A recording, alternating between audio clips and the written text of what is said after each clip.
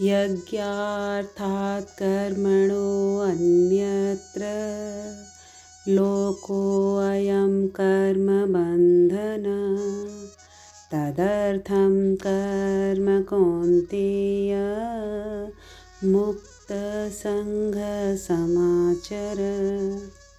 यज्ञ अर्थात यज्ञ एकमात्र जो विष्णु श्री कृष्ण जी के लिए किया गया। कर्मण कर्मण मीन्स होता है कर्म की अपेक्षा। अन्यत्र अन्यत्र मीन्स अन्यथा। लोक मीन्स संसार। अयम अयम मीन्स यह है। कर्म बंधन कर्म के कारण जो बंधन का होना।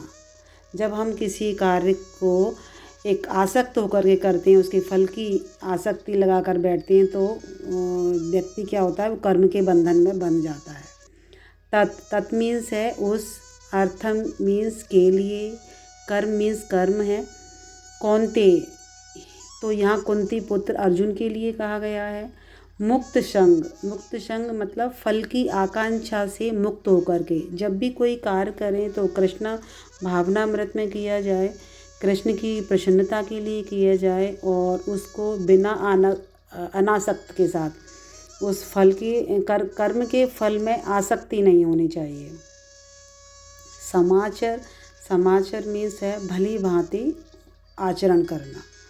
तो यहाँ पर जो श्री कृष्ण जी हैं वो यही कहते हैं कि यज्ञ रूप में कर्म करना चाहिए और निस्वार्थ भाव से समाज, इस संसार की भलाई के लिए, अन्यथा कर्म के द्वारा इस भौतिक जगत में बंधन उत्पन्न हो जाता है।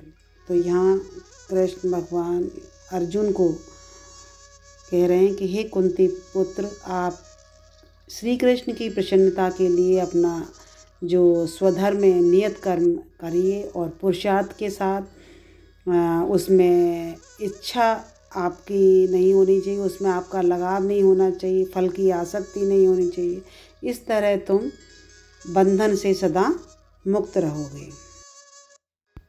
जब हम कर्म के फल में आसक्त होकर के कर्म करते हैं तो हम उस कर्म के बंधन में बंध जाते हैं।